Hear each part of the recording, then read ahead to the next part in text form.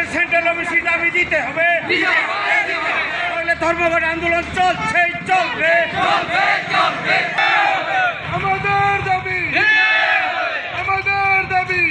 দিতে হবে, সেন্ট্রাল অফিসে দাবি দিতে হবে। আমি যোৱা 19-11 সেইখিনি ঠাইত বহিছিলোঁ। আমাৰ যে বিষ্ণুপ্ৰিয়া মণিপুৰী সমাজৰ চেণ্ট্ৰেল অফিচি কাৰণে 19-11 আগত 3বাৰমান বহিছিলোঁ গভৰ্ণমেণ্টৰ লগত, আসাম চৰকাৰৰ লগত বাৰ কৰেছপণ্ডেঞ্চ কৰিছোঁ।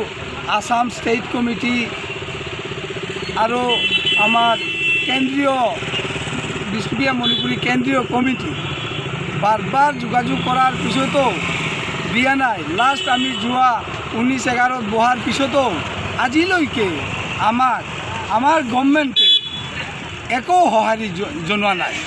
তাৰ কাৰণ গভৰ্ণমেণ্টৰ পৰা বিৰাট দুখিত বিষ্ণুপ্ৰিয়া মণিপুৰী সমাজ। একফালে যিদিনলৈকে আমাৰ বিজেপি চৰকাৰ আহিছে সেইদিনলৈকে MLA আমি আমাৰ অধ্যুষিত এলেকাত জিকাইছোঁ আৰু MP ওলাই লৈ গৈছোঁ, জিকাইছোঁ।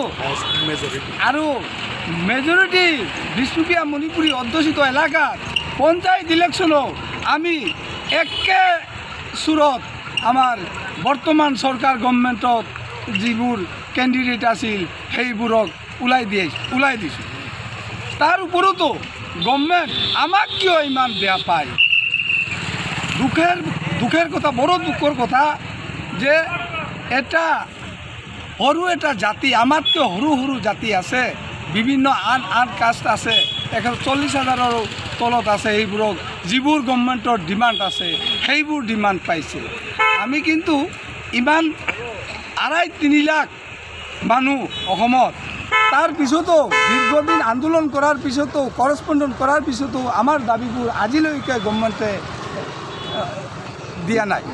যাৰ ফলত আমি আজি বাধ্য হৈ অনশন ধৰ্মঘট 7টাৰ পৰা ৰাতি 7টালৈকে 12 ঘণ্টা আজি বহিছোঁ অনশন ধৰ্মঘট কৰি।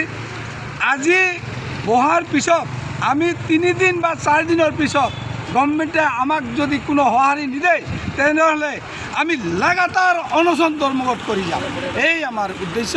এটা জাতিক কেনেকৈ বচাই ৰাখোঁ সেই উদ্দেশ্যে আমি আজি আমাৰ গভৰ্ণমেণ্ট সৰ্বানন্দ সোণোৱাল ডাঙৰীয়াক, আমাৰ হেমন্ত বিশ্ব শৰ্মা ডাঙৰীয়াক বাৰ অনুৰোধ কৰিছোঁ যে আমাৰ সৰু এটা জাতিক যে ন্যায্য দাবীবোৰ যেন সোনকালে আমাক দিয়ে।